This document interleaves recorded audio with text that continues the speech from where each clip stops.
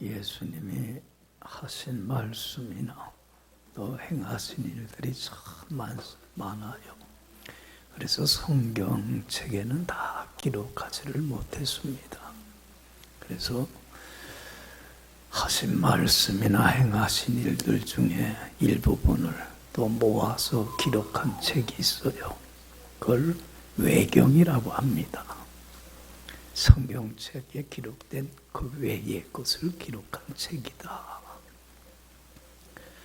이 외경에 나오는 이야기입니다. 하루는 부드러운 날이에요. 사람이 다 몸이 더위에 지쳐서 있는 때인데 예수님이 제자들도 그 무더위에 제자들이 지쳐 있는 거 아시면서도 뭐라고 제자들에게 이 얘기를 하냐면 높은 산 정상으로 올라가자는 거예요.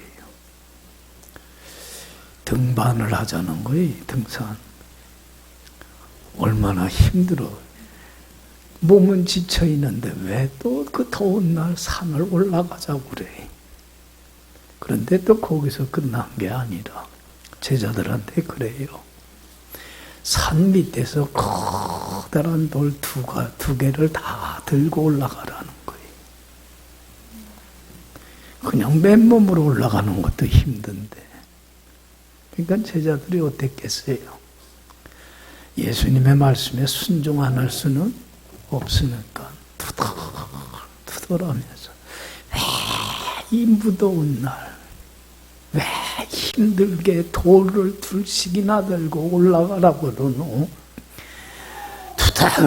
투덜하면서들 올라가요. 올라가는데 큰 돌을 가지고 올라가니까 힘들어 안 힘들어요? 힘이 들어요. 그러니까 다들 요령을 피워요. 큰 돌 내려놓고 들기에 적당한 돌들로 바꿨어요. 그리고는 올라가는 거예요. 가룟 유다는 얼마나 머리가 좋은지 큰 돌 내려놓고 뭘로 바꿨을까?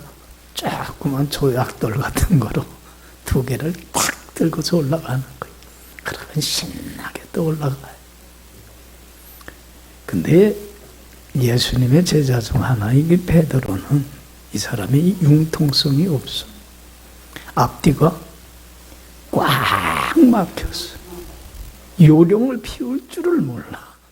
그래서 예수님 말씀하신 대로 큰 돌을 산 밑에서 그 들고 두 개를 들고 산을 올라가는 거예요. 그러니 다른 제자들은 다 올라갔는데 베드로는 제일 뒤에 쳐져갖고는 땀 뻘뻘 흘리면서 그냥 힘들게 그걸 갖고 올라온 거예요. 다 제자들이 올라오자 예수님의 제자들한테 그래요. 삥 둘러앉아라. 다 둘러앉아요. 그리고는 그 앞에 가지고 온 돌을 앞에다 놔라. 다 둘러요. 그리고 나서 예수님이 기도를 해요. 하나님, 우리에게 일용할 양식 주셔서 고맙습니다. 아멘. 하고서 눈 떠보니까 돌이 뭘로 바뀌었어? 떡으로 다 바뀌었어. 예수님이 그래요. 올라오느라고 힘들고 배고플 텐데 그 떡들을 먹어라. 가룟 유다는 먹을 게 있어 없어?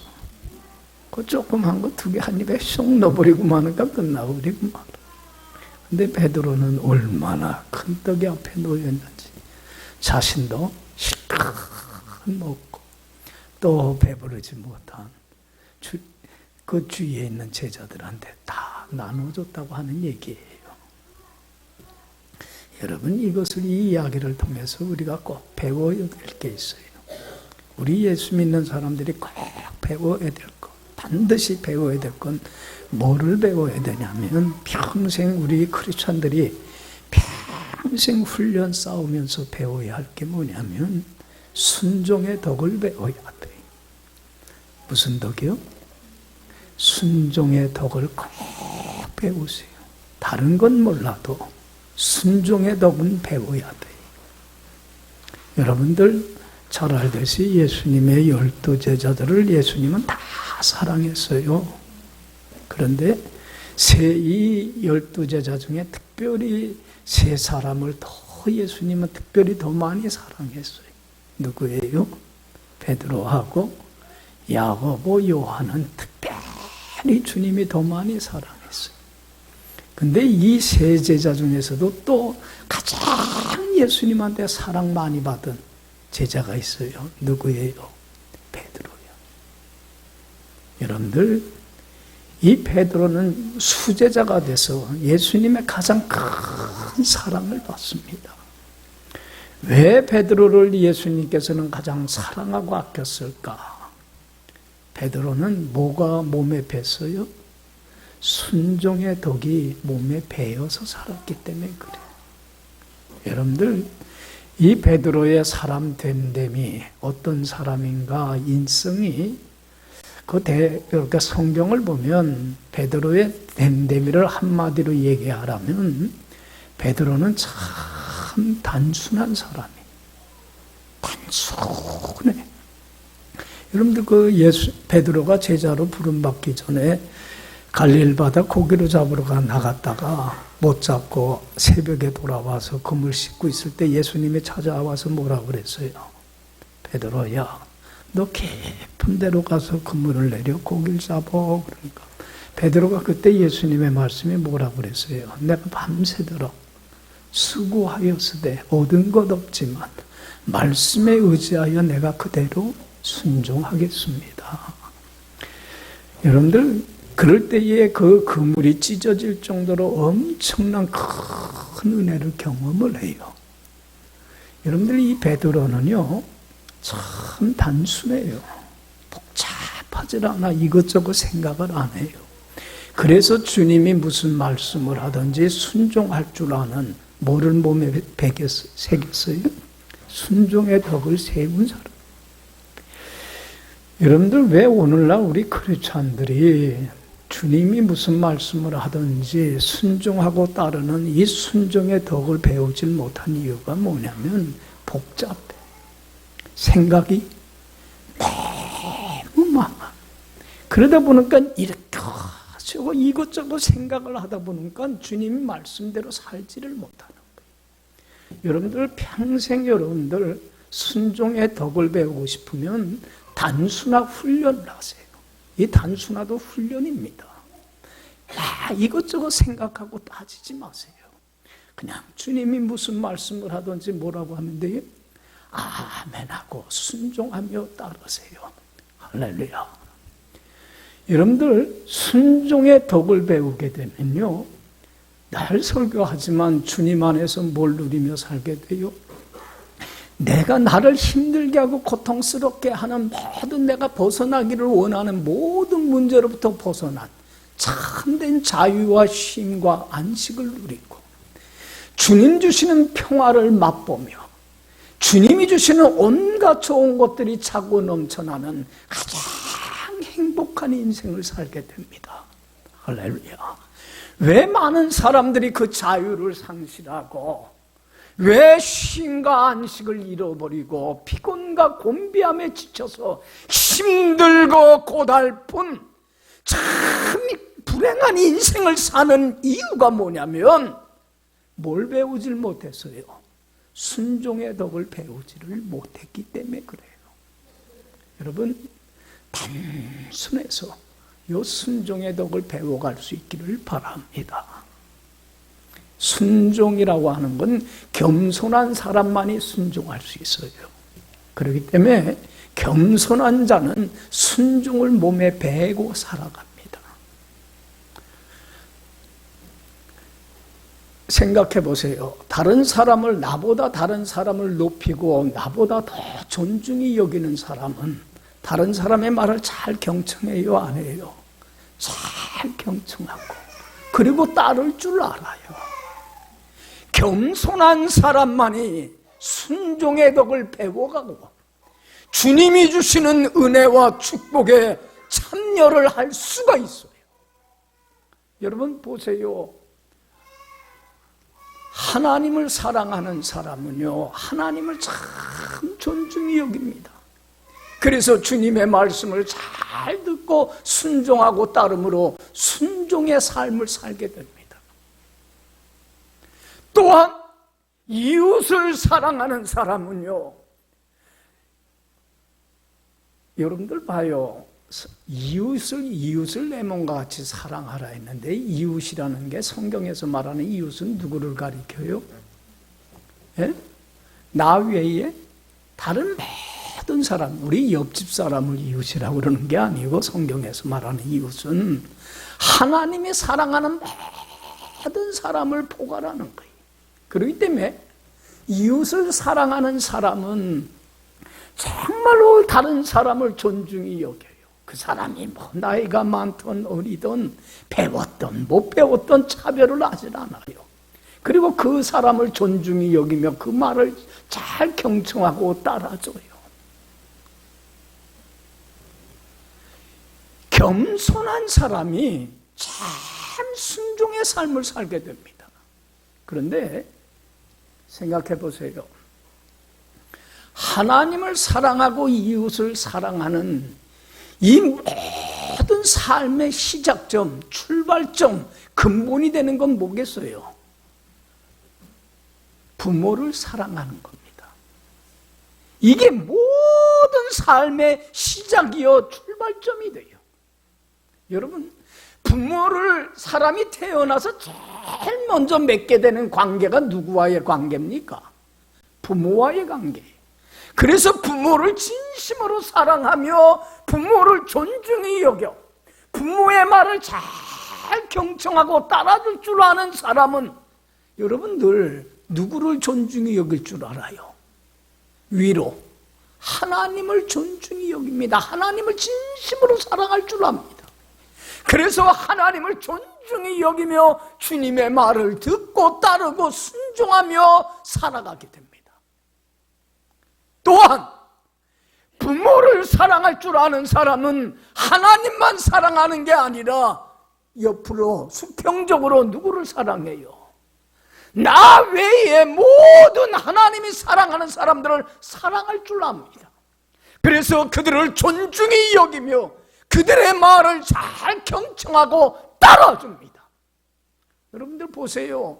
하나님을 사랑하고 다른 사람을 사랑하면서 정말로 다른 사람을 기쁘게 하고 즐겁게 하고 행복하게 하는 사람들, 그 배로 이상으로 하나님이 주시는 한없는 은혜와 축복으로 가장 복된 인생을 살아가게 됩니다. 할렐루야.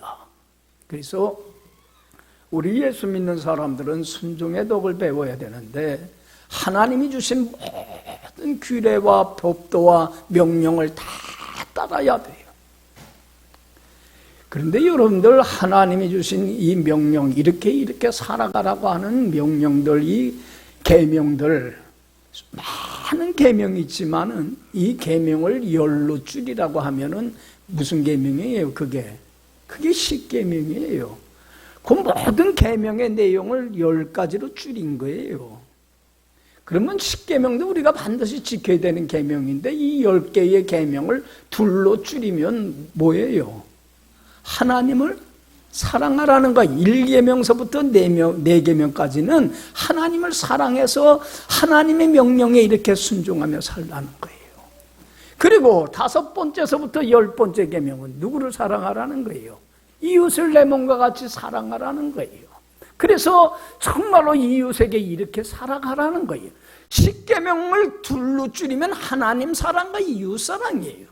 그런데 여러분도 생각해 보세요. 하나님 사랑과 이웃 사랑을 연결해주는 중간 지점에 있는 귀한 계명이 있어요. 5번째 계명이에요. 그것이 뭐예요? 내 부모를 공경하라는 거예요.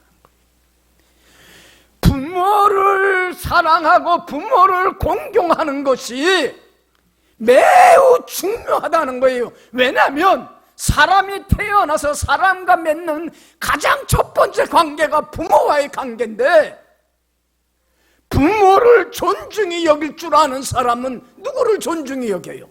하나님을 존중히 여길 줄 아는 사람이 되고, 부모를 존중히 여길 줄 아는 사람은 다른 사람을 존중히 여길 줄 아는 사람이 되기 때문에 그래요. 그러니까 모든 삶의 시작점, 모든 행위의 근본이요 뿌리가 되는 것, 그리고 우리 기독교 윤리의 가장 시발점이 되는 첫 번째 시발점이 되는 게 뭐예요? 그게 부모를 공경하라는 거예요. 여러분들 생각해 보세요. 부모와의 관계가 뒤틀려 버리고 말면 부모를 존중히 여기고 따를 줄 모르는 사람은 누구도 따를 줄 몰라요. 하나님 존중히 여기고 따를 줄 모릅니다. 그리고 다른 사람도 존중히 여기고 따를 줄을 모릅니다. 그러면 불행을 스스로 자초를 해버리고 마는 거예요. 그러니까 여러분들 모든 신앙의 근본, 기농윤리의 출발점, 인간의 모든 행위의 시작은, 출발은 어디에서 시작이 되는 거예요? 부모를 공경하는 데서 시작이 된다는 거예요.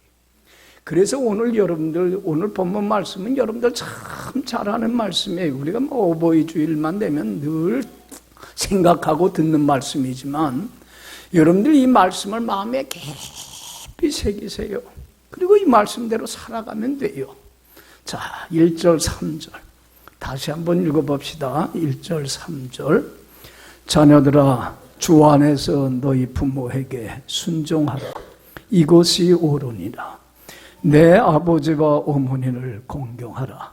이것은 약속이 있는 첫 계명이니 이로써 내가 잘되고 땅에서 장수하리라. 여기 봐요. 자녀들아 주님 안에서 여러분들 늘 주님 안에 살아가세요. 그래야 부모에게 순종할 수 있는 능력을 갖춘 사람이 되지 주님 안에 살질 못하면 못해요. 그래서 주님 안에서 내 부모에게 순종하라. 이것이 옳고 마땅한 인간의 도리이다라는 거예요. 그러면서 내 아버지와 어머니를 공경하라. 이것이 약속이, 축복의 약속이 있는 뭐가 무슨 계명이니? 첫 번째 으뜸이 되는 가장 중요한 계명이라는 거예요. 여러분들 하나님의 모든 계명, 규례, 우리 믿는 자들이 반드시 순종해야 될 모든 계명과 규례와 법도의 첫 번째 되는 으뜸이 되는 가장 중요한 계명이 뭐라는 거예요? 부모를 공경하는 거라는 거예요. 이것은 첫 번째 계명이에요. 부모를 공경하는 건 모든 인간의 삶의 시작점이기 때문에 그러는 거예요. 그렇기 때문에 여러분들 이것이 축복의 약속이 있는 첫 번째 으뜸이 되는 가장 중요한 계명이니 부모를 공경하고 존중히 여기듯이 하나님을 공경하고 존중히 여기고 다른 사람을 공경하고 존중히 여기며 살기만 한다면 여러분들 보세요. 참 행복이라는 거, 복이라고 하는 건 누가 주셔야 돼요? 여러분들 내가 애쓰고 수고하고 노력해서 얻고 쟁취하는 거 아니에요. 사람들은요 행복을, 복이라고 하는 걸 자기가 애쓰고 수고하고 노력해서 얻는 거라고 생각하는데 참 어리석음이에요. 참 행복은, 복은 누가 주셔야 돼요? 하나님이 주셔야 되는 거예요. 여러분들 보세요. 순종의 덕을 익히며 사는 사람, 하나님이 복을 안 주시겠어요? 그렇잖아요. 한없는 은혜와 축복을 내려주시죠.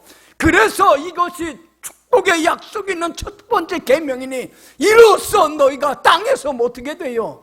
잘 돼요. 여러분들 보세요. 하나님이 함께 해주셔서 복 내려주시는데 안 될 수가 없는 거예요. 평탄하게 되고 형통케 하고 이룰 것 세울 것 다 책임져 주세요. 그렇잖아요. 안 될 수가 없어요. 하나님이 복을 내려주시는데 땅에서 잘 될 뿐만 아니라 네가 뭐 하리라? 장수하게 돼요. 여러분들 보세요. 우리가 주님의 말씀에 순종하며 주님 안에 살아갈 때 속사람이 건강하며 모두 건강해져요. 마음도 건강해서 나의 마음의 평화를 빼앗아가는 모든 스트레스로부터 제로화돼 버리고 말아요. 참된 기쁨과 평화가 쉼과 안식이 내 마음에 차고 넘쳐나면 몸도 건강해지고 전인적으로 건강해서 주님의 성품을 담는 사람다운 사람, 인간다운 인간이 되면 여러분들 보세요. 오늘날 우리 사회가 참 삭막하고 메말라지고 힘든 게 이 빈간화돼가 자꾸 끔찍한 일들이 얼마나 자주 일어나는지 몰라. 인간성이 상실되고 있어요, 지금. 도덕성의 파괴보다도 더 무서운 게 사람이 사람다움을 잃어가고 있어요. 끔찍한 일도 일어나잖아요, 요새요. 여러분들 보세요. 여러분들 내가 전인적으로 건강해서 주님의 성품을 담는 사람이 되면 나만 장수하는 게 아니야. 나만 행복해서 주위 사람들을 다 행복하게 해서 오래 살게 하는 축복을 누리게 하더라는 거예요. 할렐루야. 할렐루야. 여러분, 축복의 약속이 있는 첫 번째 으뜸이 되는 계명이 뭐예요? 그 부모를 공경하는 거예요. 이 으뜸이 잘못되면, 시작점이 출발이 삐뚤어지면 하나님과 모든 사람과의 관계도 다 뒤틀어버리고 말아요. 그러니까 스스로 불행을, 화를 자초하게 되는 거예요. 그렇기 때문에 여러분들 이 말씀은 항상 명심해야만 합니다. 그러면 효라는 게 뭐냐? 여러분들 물질적으로 복양하고 물질적으로 어려움 없도록 이렇게 공급해 주는 거. 여러분들 물질적인 복양 이상의 의미를 지닌 게 효입니다. 효라고 하는 것은 오늘 본문이 두 가지로 잘 얘기를 해줘요. 첫 번째 진정한 효라는 건 부모를 뭐하라? 공경하라는 거예요. 그래서 2절에 그러잖아요. 내 아버지와 어머니를 뭐하라? 여러분들 공경이라고 하는 건 뭐예요? 부모를 가장 존중히 여기라는 거예요. 가장 귀하게 여기라는 거예요. 여러분들 우리 부모님들이 세상적으로 가진 것이 없고 배운 것이 없고 모자르고 부족하고 내세울 게 없더라고 하더라도 또한 부모님이 여러 가지 잘못과 허물이 단점이 있다고 할지라도 시대에 뒤떨어져 있다고 할지라도 여러분들 그 부모님을 어떻게 여기라는 거예요? 세상의 누구보다도 세상의 어떤 존재보다도 가장 존중히 여기고 가장 사랑하고 가장 귀히 여기라는 거예요. 이게 효라고 하는 거예요. 할렐루야. 여러분들 가장 존중히 여기세요. 여러분들 보세요. 부모님이 좀 부족한 것도 있고 자녀들 마음에 안 드는 단점도 있고 허물도 있어요. 그러나 그럼에도 불구하고 어쨌든 어떡하라?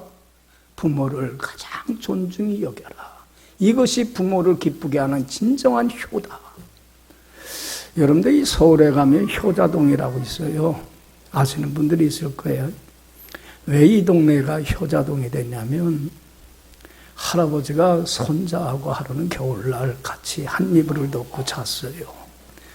여러분들 그런 일 비일비재 일어나잖아요. 애기 엄마하고 애기가 같이 침대에서 자다가 애가 등 뒤에 이렇게 붙어 있다가 그냥 질식사해요. 그래서 그거 같이 재우면 안 되잖아요. 예전에도 그런 일이 많았어요. 그러니까 이 추운 겨울날 이 손자가 추우니까 할아버지 등에 이렇게 푹 들어간 거라. 근데 할아버지는 알아 몰라. 모르고는 이렇게 제쳤다가 그만 손자가 등에 그냥 질식사했어요. 근데 이 할아버지는 그것도 몰라. 그리고는 그저 잠자고 있는 거예요. 며느리가 애가 안 나오길래 들어가 보니까 아버님은 잠들어 있고 애는 어떻게 있어요? 끔찍하지 않고 죽어 있는 거라. 여러분들 우리 같으면 어떡하겠어요? 에? 큰일 나갔다고 아버님 어째 이렇게 했냐고 애 죽였냐고 막 그냥 울고 불고 막 어떻게 할 거예요? 그런데 이 며느리는 그 아버님의 그 실수로 자녀 죽인 것 때문에 얼마나 힘들어 하실까, 마음 아파하실까, 그걸 생각하고서는 죽은 아이만 매일 데리고 나왔어요. 그리고는 남편에게 가서 자초지종 얘기를 해요. 남편은 그 얘기를 듣고는 죽은 아이의 뺨을 싹 호되게 내리쳐요. 이 불효자식아, 왜 할아버지의 마음을 그렇게 아프게 했냐 하면서 죽은 아이의 뺨을 콕 때려요. 근데 죽은 아이가 뺨을 맞고는 거기서 정신이 나서 살아났어. 임금이 그 얘기를 듣고서는 이야, 참 효자다. 그래서는 그 동네 이름 효자동이라고 그랬대. 이런 전해오는 얘기가 있어. 여러분들 봐요. 아버님의 그 실수와 잘못에도 불구하고 자녀는 그 부모님을 존중하는 마음을 잃었어, 안 잃었어요? 그 마음 상하게 할까봐 그 마음을 헤아리면서, 이게 효라는 거예요. 그래서 우리 잘 알듯이 여러분들 노아가 나이가 들어서 추태를 하잖아요. 그 경건한 부모로서의 본이 되진 못하잖아요. 큰 포도주에 만취해갖고 대낮에 벌거벗고 그냥 집에서 팔자로 누워있잖아요. 자식들한테 참 부끄러운 모습인데, 세 아들이 있었는데 생과 한과 야벳 중에 누가 제일 먼저 발견했어요? 함이 발견을 하고서는 아버지 흉보고 다녀요. 아버지가 혼자 하나님 잘 믿는 듯이 건건한 척하는데 대낮에 술에 취해갖고 벌거벗고 저래 추태를 하고 있다고. 나발을 불고 다녀요. 근데 여러분들 셈하고 야벳은 어떻게 했어요? 아버지의 그 허물과 부족함에도 불구하고 부모에 대한 존경하는 마음, 사랑하는 마음은 잃지 않아요. 그래서 뒤로 아버지의 부끄러운 모습을 보지 않기 위해서 뒷걸음으로 들어가서는 옷을 가지고 가서 그 하체를 어떻게 했어요? 덮어드리고 나왔어요. 노아가 술이 깨서는 자기의 허물에도 불구하고 자기를 끝까지 사랑하고 존중히 여겨준 두 아들에 대해서는 얼마나 마음이 기쁘고 좋은지. 셈과 야벳은 어떻게 했어요? 축복을 해주지만 함은 어떻게 해요? 자기를 흉보고 없인 여기고 깔본 그 아들에 대해서는 얼마나 마음이 속상한지 저주를 해버리고 말아요. 근데 여러분들, 노아가 그대로 한 대로 하나님이 여러분들 암의 가정에게는 어떻게 했어요? 저주하시고, 셈과 야벳은 부모를 기쁘게 한 이 셈과 야벳의 후손에게는 얼마나 큰 축복을 줬는지 몰라요. 할렐루야. 그대로 되더라는 거예요. 그래서 여러분들, 효라고 하는 것은 물질적인 복양 그 이상의 것이에요. 여러분, 짐승도요, 부모를 공양할 줄 알아요? 몰라요? 봉양할 줄 압니다. 여러분들, 까마귀나 황새들도요, 자기 부모가요, 늙어서 목으로 날아다니질 못하면 자기 둥지에 모셔요. 그리고 죽을 때까지 어떻게 해요? 먹이를 물어다 줍니다. 여러분들, 부모를 몰라라 하는 것은 짐승만도 못한 거예요. 그렇지 않아요? 네? 짐승도 물질적으로 봉양하는데, 효라고 하는 건 물질 이상으로 부모를 어떻게 여기는 거예요? 가장 세상의 어떤 사람보다도, 누구보다도 가장 존중히 여기고 귀히 여기는 게 효라고 하는 거예요. 오늘 본문이 가르쳐 주는 거예요. 두 번째로 효라고 하는 건 부모에게 뭐 하는 거예요? 순종하는 거예요. 그래서 1절에 그래요. 1절 다시 한번 읽어봅시다. 자녀들아, 주 안에서 너희 부모에게 순종하라. 이것이 옳으니라. 여기 봐요. 이 순종이라고 하는 이 말은 히브리어 샤마라고 하는 말은 잘 듣는다고 하는 말이에요. 그러니까 여러분들, 부모를 존중히 여기고 업신 여기지 말고 깔보지 말고 시대에 뒤떨어졌다고 하지 말고 터무니없는 얘기라, 이치에 합리적이지 않다, 왜 저렇게 시대에 뒤떨어진 구식 같은 얘기를 하느냐, 그러지 말고 아무리 터무니없고 합당치 못한 얘기라도 부모를 못 여기고 존중히 여기는, 존경하는 마음을 가지고 그 말을 어떻게 하라는 거예요? 맞아요, 어머니 맞아요, 맞아요, 맞아요, 그렇죠, 그렇죠, 잘 경청하고 따라주는 것, 이게 뭐라는 거예요? 효라고 하는 거예요. 그래서 여러분들 옛말에 그러잖아요. 그 소금 가마니도 그 뜨거운 물솥에다가 넣으라고, 부모가 넣으라고 그러면 뭐 하라고 그래요? 넣어라.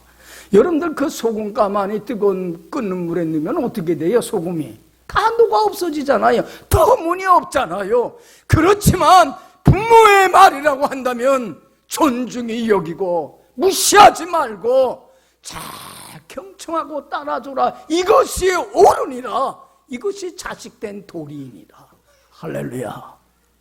여러분들 봐요. 예수님이 마태복음 21장 보면 성전에서 사람들에게 말씀을 가르치면서 이런 얘기를 해요. 우리가 잘 알듯이 포도원 농부에게 두 아들이 있는데 포도원 수확할 때가 됐어요. 일손이 참 부족해요. 그래서 두 아들한테 부탁을 해요. 얘들아, 오늘은 나가지 말고 딴 일 하지 말고 아버지 도와서 수확하는 일 좀 해주려. 첫 번째 아들이 뭐라고 그랬어요? 아버님, 제가 그렇게 하겠습니다. 예 했어요. 그런데 가만히 생각해 보니까 떼약볕에 가서 하루 종일 일할 생각하니까 힘들어. 그래서 예는 했지만 어떻게 했어요? 거역을 했어요. 순종 안 했어요. 둘째 아들은 뭐라고 그랬어요? 하루 종일 그거 왜 내가 힘든 고된 일을 해? 그래서 아버지한테 그래요. 좀 도와다오. 그러는 아버지 말에 아버지 저 선약 있어요. 오늘은 못해요. 안 해요. 안 돼요. 안 돼요. 못한다고 그랬어요. 그러나 나중에 아유, 아버지가 그래도 얼마나 일손이 부족했으면 나한테까지 부탁을 했을까? 자기 잘못을 뉘우치고 순종했어요? 안 했어요? 순종했어요. 예수님이 이 두 아들의 얘기를 하면서 이 두 아들 중에 누가 아버지의 뜻대로 했니? 그랬어요. 누가 아버지의 뜻대로 했어요? 그래도 두 번째 아들이 난 거야. 자기 잘못을 뉘우치고 부모님 마음을 얼마나 속상하게 했을까? 내가 못한다고 했으니까. 그리고 그건 뉘우치고 돌이켰으니까 그 참 잘 아버지의 뜻대로 한 거예요. 그렇지요? 여러분들 자기 잘못을 뉘우치고 돌이키는 거 여러분들 쉽지 않은 얘기야. 무조건 고지. 전 목회하면서 그거 많이 봐요. 돌이킬 줄을 몰라요, 사람들. 근데 여러분들 봐요. 누가 아버지의 뜻대로 했느냐 했지만 누가 아버지를 정말로 부모님을 기쁘게 하고 즐겁게 했느냐 하면 두 아들 다 함량미달이에요. 하겠습니다 하고 안 하는 것도 부모 마음을 아프게 하는 거고 못해요 하고 뉘우치고 하는 것도 부모 마음 아프게 하는 거예요. 그렇지 않아요? 근데 왜 예수님은 두 아들 얘기만 했을까? 세 번째 아들 얘기는 안 하고 어느 아들이 부모님을 기쁘게 할 것 같아요? 어느 아들이 효자일 것 같아요? 야, 좀 도와다오. 그럼 예 하고 힘들고 어려워도 순종하고 따르는 자가 기쁘게 해드리는 거 아니에요? 근데 왜 셋째 아들은 얘기를 안 해나? 찾아보기가 어려워. 여러분들은 첫째 아들이야, 둘째 아들이에요. 예수님이 말씀 안 하신 셋째 아들 있다면 셋째 아들 같아. 어느 자녀예요? 여러분들 효의 본을 본 분이 예수님입니다. 예수님은 자신을 이 땅에 보낸 하나님 아버지께서 무슨 말씀을 하든지 아멘, 아멘, 예 하고 순종했어요. 할렐루야. 겸손으로 순종의 덕을 보였어요. 십자가의 죽음 앞에서도 요한복음 10장 1절에 이렇게 기도해요. 하나님 아버지, 십자가에 죽는 것이 아버지가 원하는 길이라면 나로 하여금 당당히 이 길을 걸어가서 아버지를 기쁘게 하고 영화롭게 하기를 원합니다. 할렐루야. 자기를 비우고 죽기까지 복종함으로 하나님 아버지를 기쁘게 해드리는 효의 본을 보이셨어요. 할렐루야. 여러분들, 우리가 이런 삶을 살아야 돼. 나를 내려놓고 죽기까지 이해하고 순종할 줄 아는 사람. 이런 사람이 하나님을 사랑하고 순종의 덕을 배워가고 이웃을 사랑하고 순종의 덕을 배워가는, 그래서 자신도 행복하고 남도 행복하게 하며 하나님의 큰 은혜와 축복 속에서 그 자유를, 그 기쁨을, 그 행복을, 그 축복을 마음껏 누리며 살아가는 가장 복된 인생을 살게 돼요. 할렐루야. 여러분들 이렇게 순종의 덕을 배움으로 하나님의 가장 큰 축복받은 사람을 두려면 누구예요? 이삭이에요. 이삭은 참 순종의 사람이에요. 나는 이삭을 왜 좋아하냐면, 여러분들 봐요. 어떤 사람이 그래. 내 지금까지 살아온 생을 책으로 쓰라고 그러면 그냥 책 하나도 부족하다고. 이렇게 쓸 게 많은 사람은 파란만장한 인생을 산 사람이야. 근데 이삭은요, 쓸 게 없어. 몇 페이지 안 나와. 그만큼 여러분들 하나님의 큰 축복 속에 살았다는 거예요. 그렇게 인생이 쓸 게 없어, 별로. 근데 여러분들, 이 이삭은 순종의 덕을 배운 사람이에요. 여러분들 믿음의 조상 아브라함도 뭐 할 줄 아는 사람이에요? 순종의 덕을 배워서 몸에 익힌 사람이에요. 그래서 100세 때 얻은 아들을 이삭이 27살 됐을 때에 하나님이 지시한 모리아 산으로 가서 뭘로 바쳐라? 네가 자식을 죽여서 제물로 바치라고 그랬어요. 참 터무니없는 말이에요. 이치에 맞지 않는 말이에요. 그럼에도 불구하고 아브라함은 순종해요, 안 해요? 하나님이 무슨 말씀을 하든지 이해하고 순종해요. 그래서 즉시 순종하고 모리아산 3일 길을 온전히 순종하고 그 많은 갈등 속에서도 끝까지 순종해요. 그리고는 모리아산에 가서 아들을 제물로 바치기 위해서 결박을 해야 되지 않아요? 여러분들 27살 난 아들을 결박해서 죽이려고 하면 아들이 뿌리치면 이 127살 난 아버지가 이기겠어요? 감당 못하지요. 그래서 전에 내려오는 얘기 중에 이삭에게 결박하기 전에 아브라함이 얘기를 해요. 아들아, 내가 너 사랑하는 줄 알지? 예, 압니다.